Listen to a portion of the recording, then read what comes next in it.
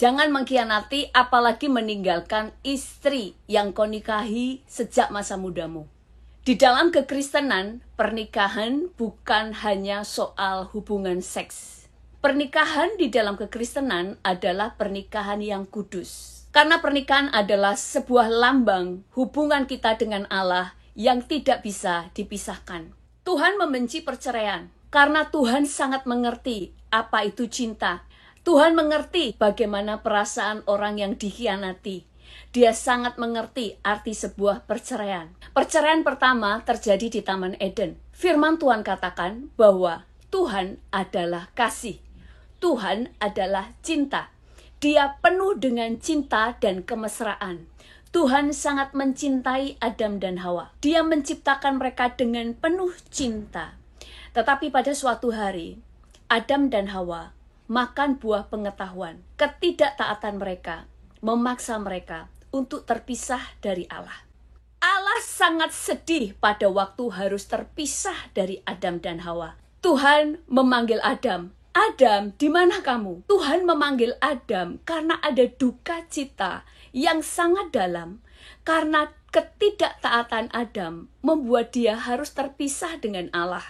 Tuhan tidak ingin terpisah dari mereka, tetapi dosa memisahkan mereka.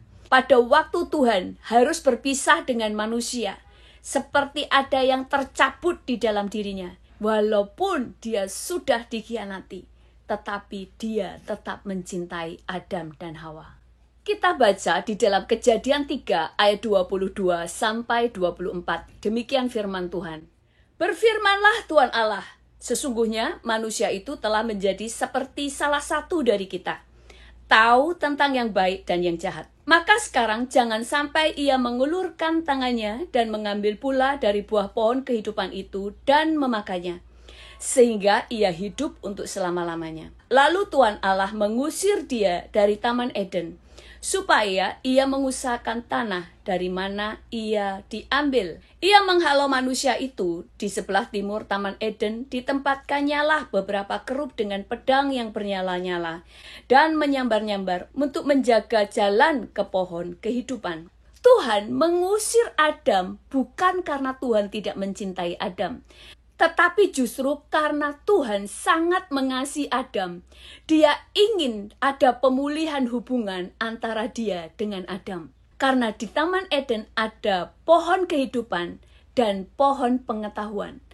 Pada waktu Adam jatuh di dalam dosa, kalau Adam akhirnya mengambil buah dari pohon kehidupan, maka dosanya akan kekal seperti malaikat yang tidak bisa diampuni lagi. Karena Tuhan sangat mencintai Adam, dia tidak mau Adam mengambil buah pohon kehidupan supaya Adam bisa diampuni. Karena Tuhan ingin memulihkan kehidupan Adam supaya bisa bersama-sama dengan Allah lagi. Bagi Tuhan, ini adalah sebuah perpisahan yang sangat menyakitkan, sebuah perceraian yang sangat menyakitkan. Tuhan mau tetap bersama-sama dengan Adam, tetapi dosa memisahkan mereka dengan Tuhan. Itu sebabnya Tuhan berkata, aku membenci perceraian.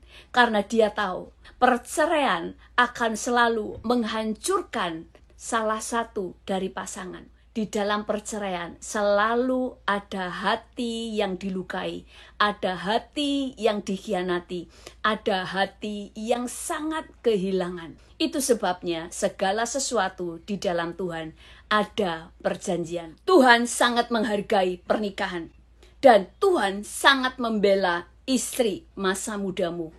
Kita baca di dalam Maleakhi 2 ayat 14. Oleh sebab Tuhan telah menjadi saksi antara engkau dan istri masa mudamu. Dialah teman sekutumu dan istri seperjanjianmu. Firman Tuhan ini berkata bahwa Tuhan menjadi saksi di dalam perjanjian pernikahan kita.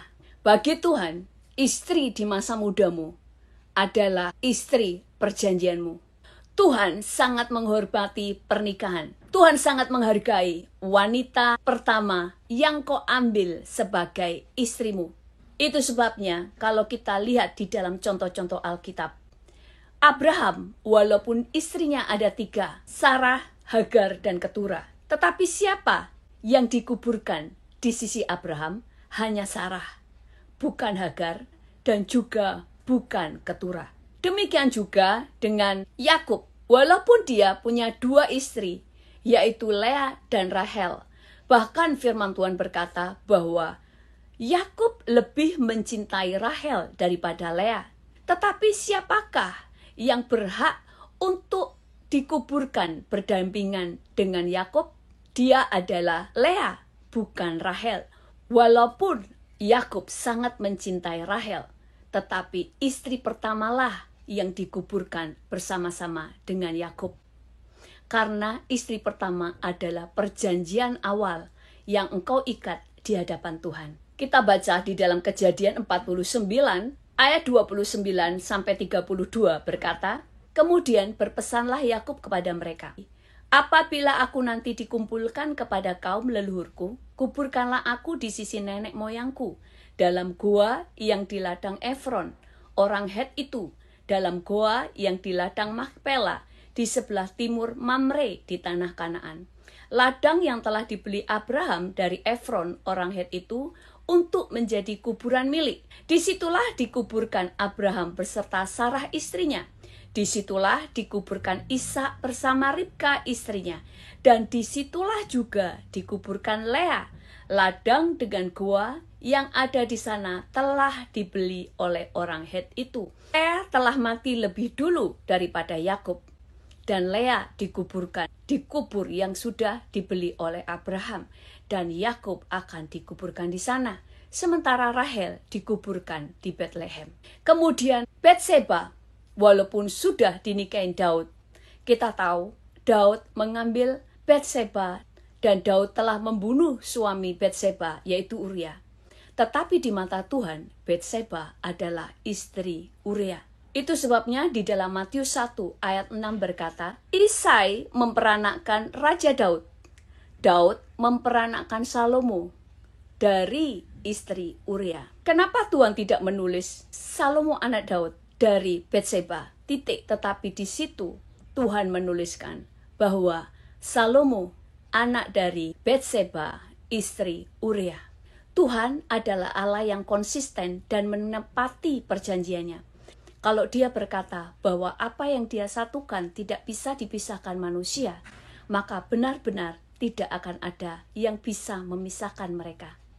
Itu sebabnya setialah pada pernikahanmu. Setialah kepada istri yang kau ambil dari masa mudamu. Segala persoalan yang berat, bawa kepada Tuhan, cari akarnya, dan pasti ada jalan keluar.